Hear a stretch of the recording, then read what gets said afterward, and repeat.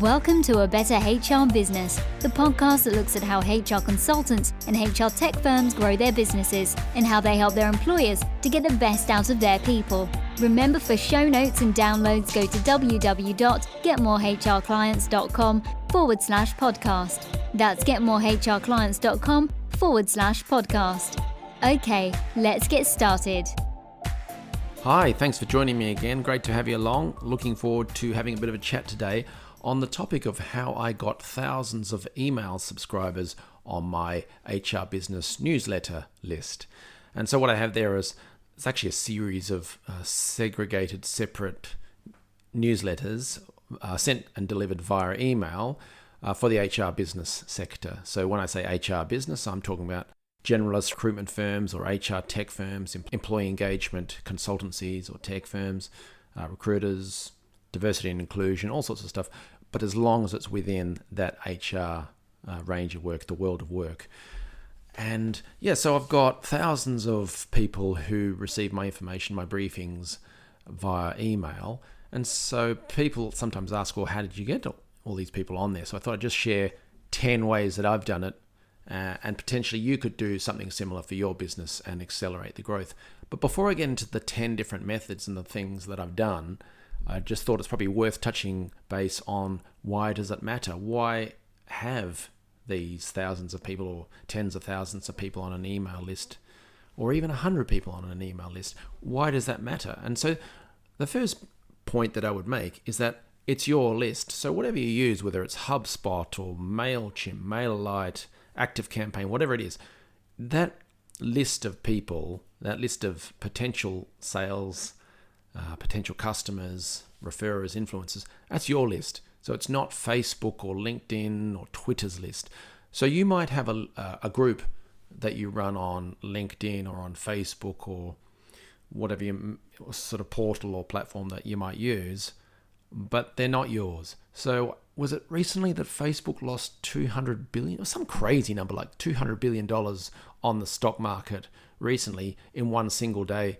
And that was because they released earnings and they showed that they had, for the first time ever, had a reduction in the number of active users on the site, right? So Facebook, for the first time, was actually losing people, right? And it's the same with groups that are on there and things. The groups are really powerful and so on. But people are using that less. New things arise, TikTok and other stuff. And it's the same with LinkedIn. LinkedIn is a bit more quiet when it comes to group engagement. People act a bit more professional and well-behaved, let's say, on LinkedIn than they might on Facebook, or they're less relaxed. So it's harder to get that engagement. But equally, yeah, LinkedIn and Facebook and Twitter, these places can change the rules. Privacy laws might kick in, or other things that either drive people away, or people lose interest, or you just get banned for whatever reason. Because I actually know an HR business that has happened to, two different businesses, in the HR space, where they got their accounts banned for no reason, no fault of their own, just access issues and things like that. And it's a battle to get it back. So imagine having a group sitting there waiting for you to say something and you're locked out, standing at the front door, trying to bang on the door, trying to get in. So the point is having a list, it's in your control and you can use that as you wish. Another reason is that it takes time to nurture sales relationships. And there was a study, it was called the B2B Path to Purchase study. And that found that on average, B2B buyers do 12 online searches or research pieces prior to visiting a specific brand's website. And then when they get to the site, of course, they're going to do even more research, such as, well, we've got these employment or workforce issues and challenges that we need to resolve. Is this the right business? What do they do? What are their features? What are their services? How do they approach things? What's their pricing? Who's the team? All that kind of stuff. They're going to do a lot of research, and they will do that online before they ever want to speak to you, because who wants to have a sales call? No one does, right? We're all either busy or we don't want to get the big hard sales pitch. So people, I'm sure it's the same for you, because it's the same for the vast majority of people, same for me. We look stuff up. We look stuff up online, research it before we ever want to talk to someone. So having an email list helps you nurture that sales relationship to the point where you can build up that know, like, trust thing that you hear around the place, that the people on that list get to know you, get to like you, trust you, to the point where, yeah, okay, I'm ready to have that call. They go to your contact page, they book a call, or they book a demo for your product, whatever it may be. But it takes that time. Another reason to have that email list and build it up over time is that it's a fast, direct access to new clients. So you've got a list, you built it up. They are people who are in your target market. So if you're selling diversity and inclusion technology or consulting services, for example, it's not full of people who are interested in buying a new car or some other random topic. They're there because they're interested in the topics that you talk about, i.e. diversity and inclusion, right? So it's a very warm list of potential clients or customers. So you could, in theory, not just in theory, but in practice, send an email to that list, and a certain percentage of people will take action, whether that's to download a new resource, attend a webinar, book a sales call, watch a demonstration, or potentially buy something or buy your services. So it is a fast, direct access. So it's just raw numbers. The more people you have in that targeted group, the higher the odds that you'll make that sale or win a new client or so on. Another thing is that it boosts your other marketing. So I mentioned webinar. If you want to fill a webinar that you're going to be running, then send an email about it. If you want to get comments on a LinkedIn post that you're trying to drum up some interest in, you can send an email and send a link to that post.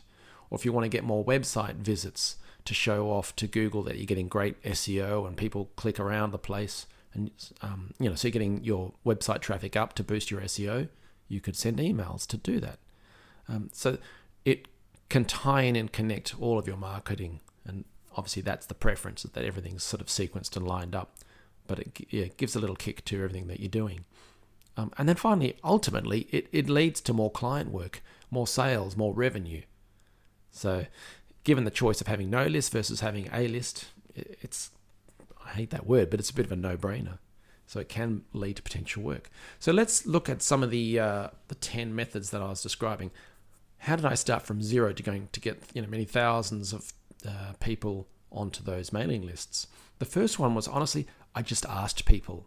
It's not very high tech, it's not very fancy, but I did manual outreach, i.e. one by one, sitting there on LinkedIn or people I knew connected on with emails and so on. I sent them a note saying I'm starting a newsletter on this topic of how to grow an HR business, a business in the HR sector, where I share some tips and advice and best practices and how I help clients. Would you like to join that list? Yes or no? And if they said yes, cool, what's your email address and I'll add you. So very manual, but that got me 100 people. It took time, it took effort. They were handpicked, so they were kind of more engaged, let's say, and they gave feedback and things like that. So that's excellent, really handy. But if you haven't started a list, or if it's very, very small, try that. Try a manual approach. Secondly, I guess I became a bit obsessed with lead capture. So I made lead capture, as I call it, the focus of my website homepage, of every service page, of blog posts, in the sidebar, the About Us pages, all that kind of stuff.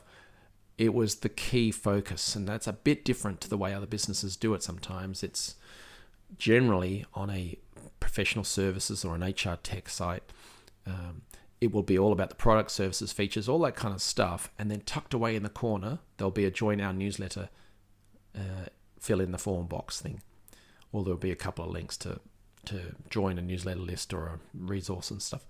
I kind of flipped that around and I made it the focus, because I knew that if you get 100 people visiting a website, what's that?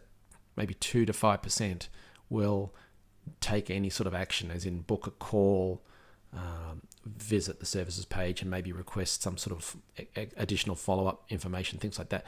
Small percentages. Whereas if I can get 20 to 30% people opting in for the resources, the newsletter list and other things, I can then talk to them via that lead nurturing process that I was describing earlier about warming them up over time. So get some of those 12 visits and pieces of research done before they're ever ready to make a call. So yeah, flipped it around and made lead capture the focus. Thirdly, my LinkedIn profile, it always talks about cool lead magnets and resources and things that people can get, whether that's a webinar or a PDF or some sort of free resource.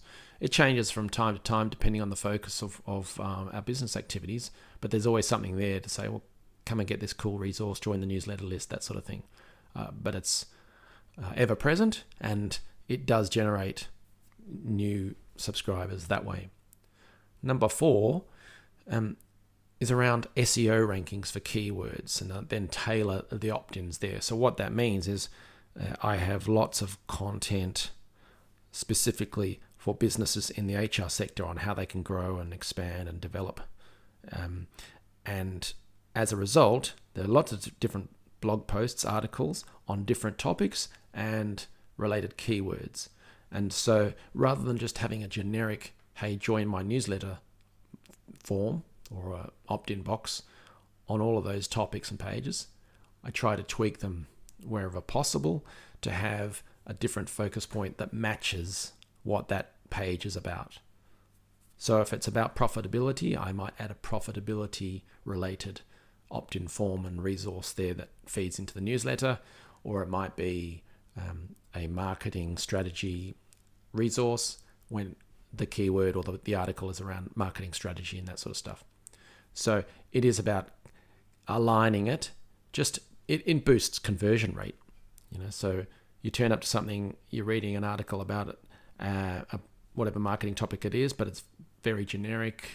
The opt-in form is very generic. It's not going to have the same impact as, well, I'm reading something about employee engagement, business growth, and wow, here's an employee engagement business growth tool and resource and newsletter.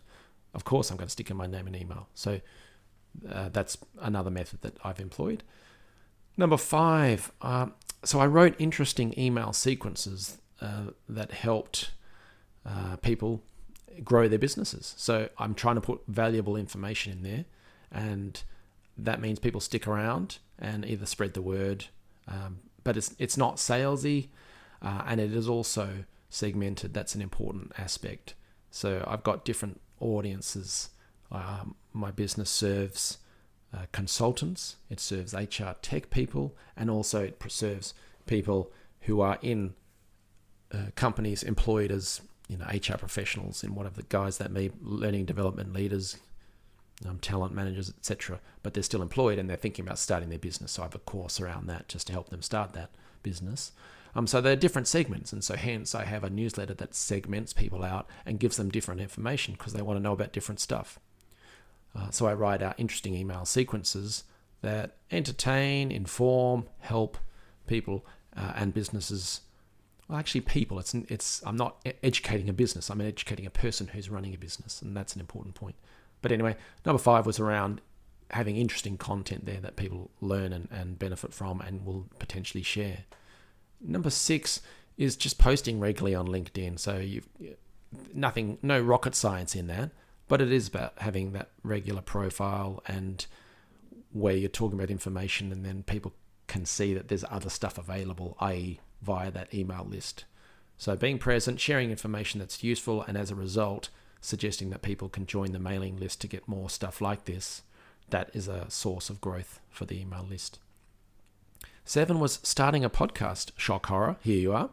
But yeah, the voiceover, the introduction, and the outro, as I call it, that always talks about getting more resources on the website. So getmoreclients.com/podcast, and you can opt in there. And again, that'll segment people into different categories and things like that. But the podcast has been a great way to gain that exposure and extend the reach, and hence add more people to the mailing list. Number 8, so I've spoken on lots of podcasts and conference panels and things like that, webinars and stuff like that. And there are always opportunities to say, if you'd like more information on this topic, check out the website because there's lots of resources. Just stick in your name and email address and you'll get this good stuff, and you'll join my business growth newsletter for HR businesses. So getting out there, if you're shy or worried about that sort of stuff, just try one, get that going, and then once you've done one, you go, that wasn't too bad, I'll do another one. And if you can make a regular habit of that, that's obviously a great way to grow that mailing list. Number 9 is asking for referrals to my newsletter. So when I'm speaking with someone, whether that's via email or on LinkedIn or in person or on Zoom calls and stuff, sometimes I will say, hey, if you know others who would benefit from my business growth newsletter for businesses in the HR sector, let them know. That's all. No big hard sell, no big hard pitch, but just the fact that, as I mentioned earlier, I've got these interesting email sequences. I've built in great resources and stuff that is actually helpful, spreadsheets and tools and videos and audios, all kinds of really cool stuff. People see that, yeah, that is good. And so I ask them to refer it on and tell others about it. And so that works. It's a great way of sort of spreading the word. And then lastly, stuff that I'm doing more of these days for myself, for my business, and for client companies is online advertising. And that works in two main ways. One is to have ads, whether that's Facebook or Google, not so much LinkedIn, and that we'll do that at another time, but very few businesses make LinkedIn work for them in a positive ROI fashion. But having ads running on Facebook or Google, the first method will be to give them free resources. So I use the phrase lead magnet, which you've probably heard. So some sort of PDF, guide, ebook, video, checklist, stuff like that.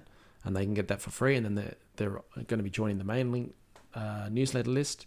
Or secondly is to sell products, and then on the back of that, invite them into the newsletter list. So, paid versions of that opt-in process.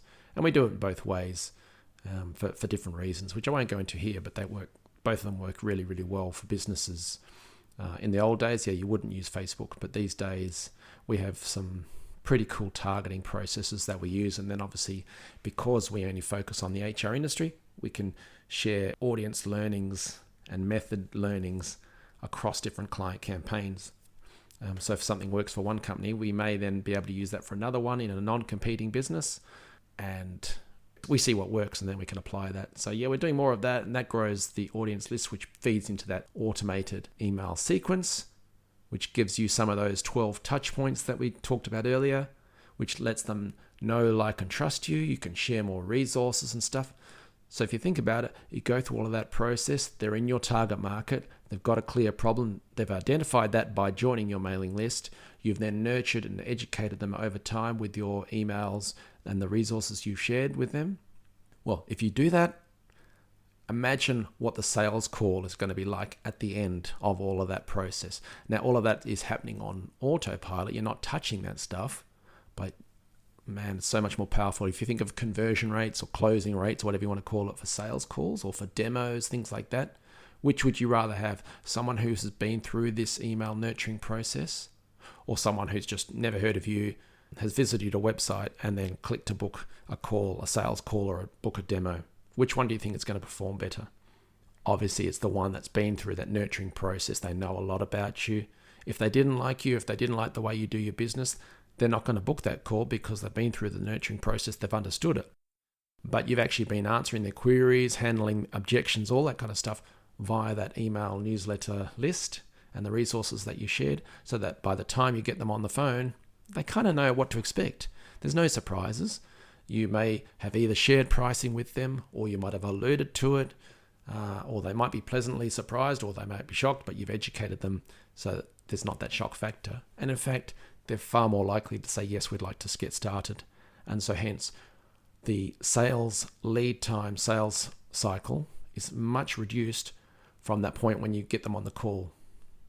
Whereas you flip that around, there's a lot more manual work involved and a lot slower sales cycle time if you haven't got that in place.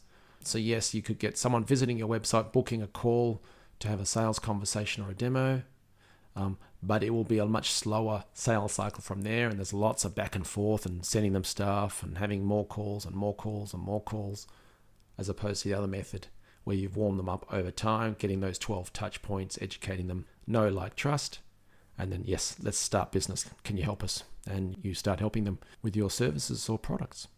So look, they're the 10 different ways that have worked for me. Obviously, there's a lot more, and they've done so much. Hopefully that's 10. I see that I didn't mention the HR Consultants Conference that I ran and webinars that I've hosted and boot camps and things like that. They all obviously contribute. So I'll list these out probably in an email newsletter sequence. How about that? So yeah, let me know what you think. Just ping me on the getmorehrclients.com website. And do check out the services there. If you think that you would like to try and employ this in your own business, get in touch. You just go to the services page, choose your category, and get in touch. We could easily map out a plan like this that will help you grow your mailing list. We've covered a lot, whether there's ads and content and LinkedIn and all sorts of stuff, but you connect it all together. That's a way of having a much more scalable, predictable business growth plan. Excellent talking to you today. I will speak with you again soon. Thanks very much.